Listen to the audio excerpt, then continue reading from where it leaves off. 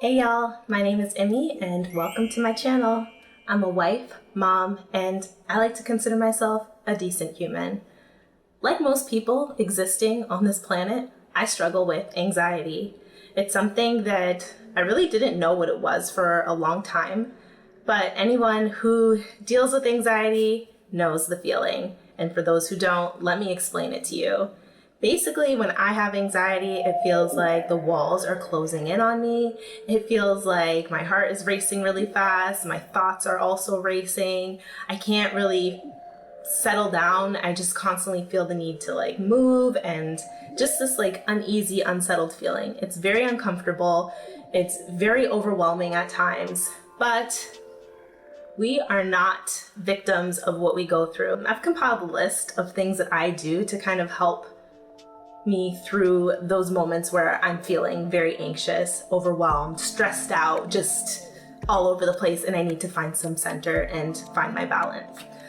I'm going to share with you my 8 top tips for managing anxiety. So let's go. My first tip would be to just breathe. The quickest, easiest way to lower your heart rate, center your mind, and center your thoughts, and just kind of chill out is to just get down on the floor. I'm sitting on a little poof. And just inhale and exhale. And just keep on doing that. And when you're intentional about your breathing, you just kind of feel like you're in control a little bit more and you're able to feel a lot more calm. There's some science behind it. I don't know the science, okay? I'm not a scientist, okay? Relax your shoulders, relax your forehead.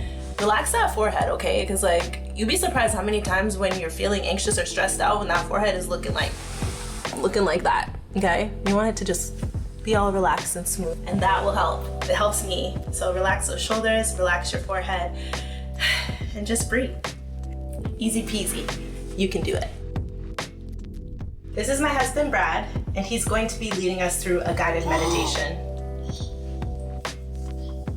Find your happy place. My happy place is a field full of dandelions and mosquitoes. It keeps me humble and reminds me that life is about the struggle. Along the path to your happy place, you will pass by many objects, trees, rocks, but one will speak to you. Listen carefully as it whispers. What's that? Focus. Hear what it's telling you. It's telling you, smash that like button. Take a sledgehammer out and pulverize it. I want you to tenderize the like button, flip it on the grill, throw it in the oven for 400 minutes at 400 degrees, and when it's burnt to a crisp, take it back out, spread the ashes over a giant field of glass, and then stomp on it until it's ready to be liked. You heard the man. Hit that like button. Namaste. Thanks, babe. Tip number 2, make a list and write down exactly what you're feeling. Write down what you need to accomplish and just kind of use that opportunity to relax and make a game plan even. Sometimes the process of just writing down your feelings really helps to be able to let it go, and you get it on paper and you can see everything from a different perspective. So definitely writing helps so much, and making a list, checking it off as you go of the things that you've accomplished or maybe the things that you've already dealt with. It will make you feel a lot more at peace with what's going on if you can kind of see everything out on paper. Tip number 3 is probably my favorite. If you need to, just rest. Take a break. It's not that serious. You can come back to it. Pretty much everything you can come back to, and you don't have to feel bad about resting. If you don't rest, you can't be at your best. I just made that up and I like it. I'm gonna use that. But seriously though, resting is so necessary and super important. It regenerates our body, it refreshes our thoughts, and it just gives us a fresh start when we wake up. So take those extra naps if you need to. Put yourself, even if you have to hide in a bathroom or something like that for 10 minutes, do that. I don't really know what else to say about that one. Rest, like, it's not that hard. I mean, it is hard. It's hard to switch off, but be intentional about the time that you rest, that is a designated time, that there's no phones, there's no distractions, that you're able to just be by yourself and allow your body the time that it needs to just decompress and chill out. Number 4, make sure you're making time for self-care. Try out different things. Sometimes you can't always get out of the house. Sometimes you can't always do something fancy like go for a massage, but that doesn't mean that you can't do self-care at home. There's plenty of ways that you can take care of yourself, whether that means putting on a face mask or, giving yourself a little mani-pedi. When you're taking care of yourself and making time for yourself, then you're not going to feel like as overwhelmed because you're making sure that you're staying in balance. You're not only pouring out all the time, but you're pouring back into yourself, and you deserve to be poured into. So make sure you're making that time for self-care, because that's non-negotiable. Self-care is not selfish. Okay? Number 5, pray, meditate, color, do something relaxing, do something that brings you peace. And I'm not one to push any sort of, religious agenda, either on this channel or even in my life. But I know for me, prayer has been super transformational, and it helps me so much when I'm just feeling like everything is spinning out of control. When I'm able to just kind of take those moments and express not only my frustrations, but also my gratitude for all the things that I have in my life. It really helps me put things in perspective. I can find peace in those moments of prayer. I know for some people, meditation gives them the same sort of benefit. I would definitely encourage you to find something that brings you peace every time, that you can tap into and utilize in those moments of stress and anxiety. Number 6, get out in nature. I don't know if that was good. Get out in nature. Number 6, get out in nature. Nature is so healing. It's like the best place to be if you're feeling anxious. There's so many things to see and touch and experience, and it's just like a sensory overload in the best way possible. We're at the beach. Boy! Ah, no. Okay. Don't put it in your mouth. Oh. Oh no.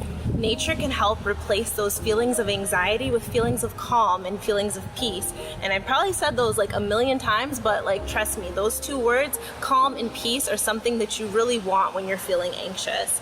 And to me, just getting out in nature and seeing all the beauty that this world has to offer is probably the most healing and transformative thing that I've done in terms of managing my anxiety. So every time that I know I'm feeling kind of antsy, just irritated in a way, I always check in with myself, have I really been intentional about getting out in nature today? And the answer is usually no. So I would definitely recommend, look at this, I mean, come on. Okay, I just almost bust my butt, but it's all good. The sun is so gorgeous. It provides us with vitamin D that makes us happy and feel good. Definitely, I recommend getting in nature, touch a plant and hug a tree. You'll feel better for it. I promise. Actually, I don't promise, but I pretty much guarantee it, okay? So I guess that is a promise.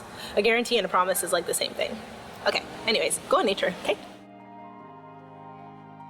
Number 7, acknowledge how you're feeling and realize that your feelings are valid. There's nothing morally wrong with being anxious or having anxiety. You shouldn't feel bad about the way that your body is set up and the way that you feel. It's a completely normal part of being a human. Realize that this is something that you deal with and these are feelings that you have, and acknowledge them. Get them out in the open. Say, I'm feeling overwhelmed. I'm feeling stressed out. I feel like I can't handle it. I feel like I need to get some things off my plate.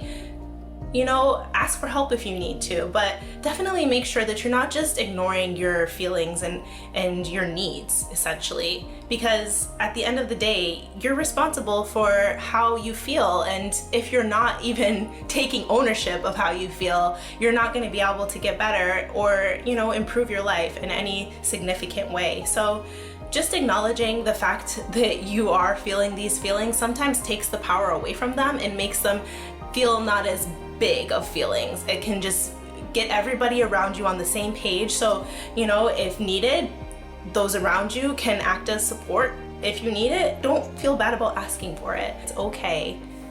It's all right. It's all good, okay? I promise. I promise a lot. Maybe I should stop promising, but it really is all good.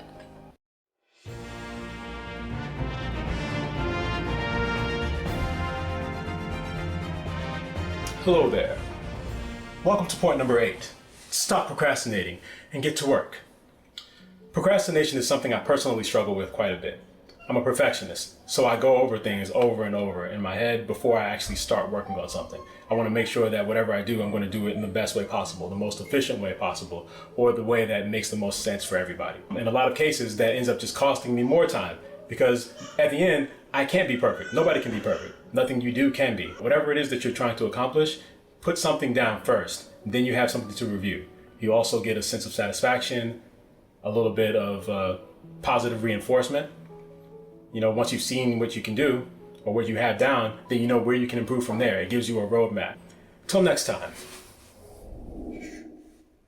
That actually hurt. Well, there you have it. Those are the top 8 ways that I use to deal with anxiety when it comes up. If that was helpful to you in any way, please leave a like, a thumbs up, and subscribe if you're into it. Share this video with somebody you think it could help, and I would love to know, how do you deal with anxiety? I want to make this channel like a community where we can all learn. So thank you so much for watching. I really appreciate you if you're stuck with me through the end, and even if you didn't, I mean, you probably won't be watching this, but I still appreciate every single view, every single like, every single comment, subscription. Is it called subscription? Subscriber. I appreciate it all, okay? I want to give a special shout out to my cousins, Jemiah and Ivana. Thank you so much for watching. I love you two so much, and I just am thankful that you're here. So, with that being said, I will see you next week, next Tuesday. Hey, what do you say? What do you say? You're gonna come back and see me? What do you want to do? You want to watch me again? Come back Tuesday, okay? I'll hook you up with another video, I promise. See it again. I told you I'm promising a lot. You can hold me to it though. I'll be here, all right? So I hope to see you too, all right? All right? Okay, bye.